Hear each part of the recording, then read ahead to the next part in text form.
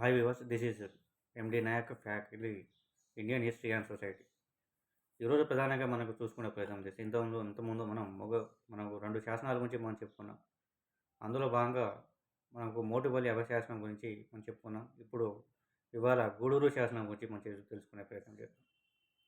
ఎక్కడుంది ఈ గూడూరు ప్రాంతం అంటే మనకు ప్రస్తుతం జనగామ జిల్లా, మనకు తెలంగాణ రాష్ట్రంలోని జనగామ జిల్లా పాలకుర్తి నియోజకవర్గంలో నుంచి ఒక 2 కిలోమీటర్ల డిస్టెన్స్ ఉన్నటువంటి బొమ్మేర గ్రామం మనకు పరివాహక ప్రాంతంలో మనకి గూడూరు ఇప్పుడు ప్రస్తుతం గ్రామ పంచాయతీగా ఉంది. అదే గూడూరు శాసనంగా మనం చెప్పుకుంటాం. మరి గూడూరు శాసనం గురించి ఎంత ప్రియారిటీ ఎందుకు వచ్చిందంటే ఈ శాసనం గురించి మనం ఒకసారి చూస్తే, ఈ గూడూరు శాసనాన్ని ప్రధానంగా విక్రమాదిత్య 6 అంటే ఇతను పశ్చిమ చాళుక్యుల రాజు. ఈ పశ్చిమ చాళుక్యుల రాజైనటువంటి 1176 మరియు 1076 1127ల మధ్యలో పరిపాలిస్తున్నటువంటి వెస్టర్న్ చాళుక్యాస్. పశ్చిమ చాళుక్యులలో ప్రధానమైన వ్యక్తి విక్రమశకం ఆరంభికుడు. ఈ యొక్క విక్రమాదిత్య 6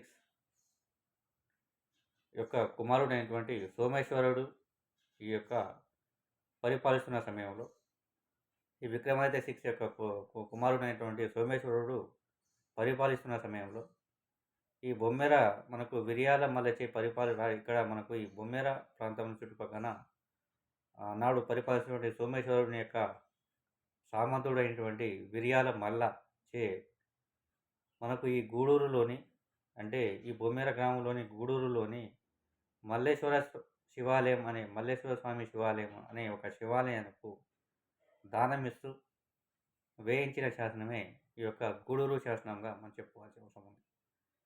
మరి ఎందుకు గూడూరు గురించి దీనికి ప్రియారిటీ ఏంటిదంటే, కవి బ్రహ్మ అయినటువంటి నన్నయ్య భట్టు కంటే ముందే పద్య సాహిత్యం ఉండే అవకాశం ఉంది అని చెప్పి మనకు నిరూపిస్తుంది.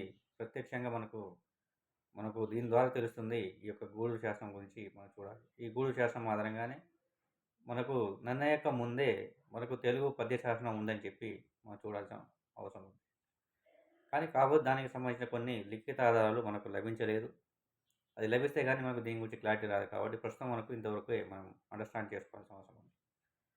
మరి విరియాల మల్లచే ప్రారంభించినటువంటి యొక్క గూడూరు శాసనం, దీనికంటే ముందే మన దీంట్లో ఒకసారి చూస్తే, నాడు తెలుగు పద్యాల్లో ప్రధానంగా మనకు దుర్జయ వంశం గురించి ప్రతిసారి మనకు వినబడుతూ ఉంది.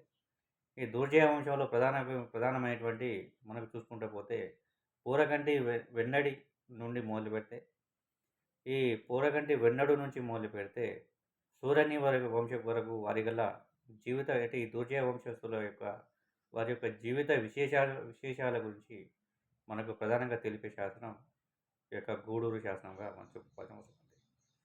మరి గూడూరు శాసనం గురించి దీని గురించి ఇంకో ప్రయత్నం చేసి చూసుకుంటూ పోతే, ఇది ప్రధానంగా 1124 ప్రాంతంలో మనకు వేయబడింది.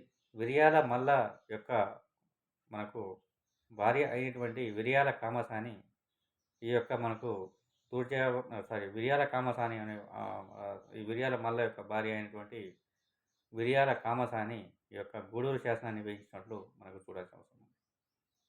అసలు కొంతమంది చరిత్రకారుల ప్రకారం ఏంటిదంటే, ఈమె రచయిత్రి కాదు, ఈ యొక్క విరియాల కామసాని ఈమె రచయిత్రి కాదు, ఈమె ఈ శాసనాన్ని వేయించలేదు, ఈమె దగ్గర 12వ శతాబ్దానికి చెందిన వ్యక్తి కాబట్టి ఈమె వేయలేదు అనే విషయాన్ని కొంతమంది చరిత్రకారులు చెప్పినప్పటికీ, సరే మనం కాంపిటేటివ్ ఎగ్జామ్ దృష్ట్యా మనం ఈ గూడూరు శాసనాన్ని విరియాల కామసానే వేయించిందని చెప్పి మనం చూడాల్సిన అవసరం ఉంది. ఆమెను ఈ గూడూరు యొక్క శాసనం గురించి మనకు తొలి కాకతీయుల, ప్రధానంగా కాకతీయ గుండెనం వరకు తొలి కాకతీయుల యొక్క మనకు రాజకీయ చరిత్ర, మనకు కొంచెం రాజకీయ పరిస్థితుల నేపథ్యంలో దాని గురించి మనకు వివరిస్తుంది. కాబట్టి సరే, కాకతీయుల టాపిక్ వచ్చినప్పుడు దాని గురించి మనం మాట్లాడే ప్రయత్నం చేద్దాం. ప్రధానంగా దీని ప్రాముఖ్యత ఏంటంటే, కాకతీయుల చరిత్ర యొక్క ప్రారంభ అంటే తొలి కాకతీయులు అంటే ఎవరు? కాకతీయ గుండన, బేతరాజు 1, ప్రోలరాజు 1, ఆ తర్వాత మనకు బేతరాజు 2, ఆ తర్వాత దుర్గారాజు, ఆ తర్వాత ప్రోలరాజు 2. ఈ తొలి కాకతీయుల యొక్క కొంతవరకు ఇన్ఫర్మేషన్ను మనకు ఈ యొక్క అంతకన్నా ముందు ఈ యొక్క కాకతీయ గుండెన కన్నా ముందే కాకతీయ గుండెన 1, గుండెరాజు 1, గుండెరాజు 2, గుండెరాజు 3, ఆ తర్వాత అంతకుముందు పొన్నడు, ఈ విషయాల గురించి మనకు ప్రధానంగా తొలి కాకతీయుల యొక్క రాజకీయ నేపథ్యం గురించి మనకు వివరించే శాసనం ఏంటిదంటే, ఈ యొక్క గూడూరు శాసనంగా చెప్పుకోవాలి. వహించింది విరియాల కామసాని. సరే, ఇది అంతవరకు ఇది ఓకే. మరి విరియాల కామసాని తన కుమారుడైనటువంటి ఎర్రయ్య నాయకుడికి మరి కాకతీయ రాజ్యస్థాపన యొక్క కాకతీయ రాజ్య రక్షణ యొక్క బాధ్యతలను మనకు కాకతీయ రాజ్య స్థాపన యొక్క బాధ్యతను అప్పగించాక, ఈ ఎర్రయ్య నాయకుడు మనకు ముమ్మయ్య నాయకుడు యొక్క సహాయంతో ఈ గూడూరును పరిపాలించబడినట్లు, ఈ గూడూరును పాలించినట్లు మనకు ప్రధానంగా తెలిపే శాసనం ఈ గూడూరు శాసనం లేదా గుమ్మడూరు శాసనంగా మనం చెప్పుకోవాలి. అలాగే దీనికి మూడు వైపులా ప్రధానంగా చూసుకుంటూ పోతే, దీనికి మూడు వైపులా మనం చూసుకుంటూ పోతే మనకు కన్నడలో ఒకవైపు మాత్రమే తెలుగులో రాయబడింది.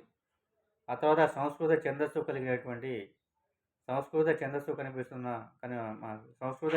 కనిపిస్తున్న మొదటి తెలుగు శాసనం మనకు ఈ గూడూరు శాసనంగా మనం చెప్పుకునే ప్రయత్నం చేయాలి. మరి గూడూరు శాసనంలో దీంట్లోనే 3 చెంపకమాల మరియు 2 ఉత్పలమాల యొక్క అన్ని ఛందస్సులను ఇందులో ప్రధానంగా 3 ఉత్పలమాల, రెండోది 3 చెంపకమాల, రెండోది 2 ఉత్పలమాల యొక్క ఈ లక్షణాలు కనిపిస్తున్నటువంటి, అంటే సంస్కృత ఛందస్సు లక్షణాలు కనిపిస్తున్నటువంటి ఏకైక తెలుగు శాసనం మొదటి తెలుగు శాసనం యొక్క గూడూరు శాసనంగా మనం చెప్పుకుంటే ప్రయత్నం చేయాలి. మరి గూడూరు శాసనంలో ప్రధానంగా 2-3 పదాలు మనకు కనిపిస్తున్నాయి. దాంట్లో మొదటిది మనకు బోధికుడు అనే పదం, ఆ తర్వాత మనకు బేకు మామిళ్ళు అనే పదం, ఆ తర్వాత మనకు చూస్తే గండయ్య రాజు అనే ఈ 3 రకాల ప్రదేశాల గురించి మనకు ప్రధానంగా వివరిస్తుంది ఈ యొక్క గూడూరు శాసనం. అలాగే ఇది 33 గ్రామముల యొక్క ఆధిపత్యం గురించి, అంటే మల్ల సేనాని 33 గ్రామాల వరకు తన యొక్క ఆధిపత్యం గురించి మనకు ఈ గుమ్మడూరు లేదా గూడూరు శాసనం వివరిస్తుందనే విషయాన్ని మనం చూసే ప్రయత్నం చేయాలి. ఇది 1124 ప్రాంతంలో వేయబడింది. ఈ విరియాల కామసాని వేయబడింది అనే విషయాన్ని మరోసారి గుర్తుంచే ప్రయత్నం చేయాలి. ఇది ప్రధానంగా మనకు ఇతని గురించి ఇన్ఫర్మేషన్. ఇంకా వేరే వేరే శాసనాల గురించి మనం ఇంకా కొంచెం డెప్త్గా వెళ్ళి చూసే ప్రయత్నం చేద్దాం. అంతవరకు మనం వెయిట్ చూద్దాం. Thank you.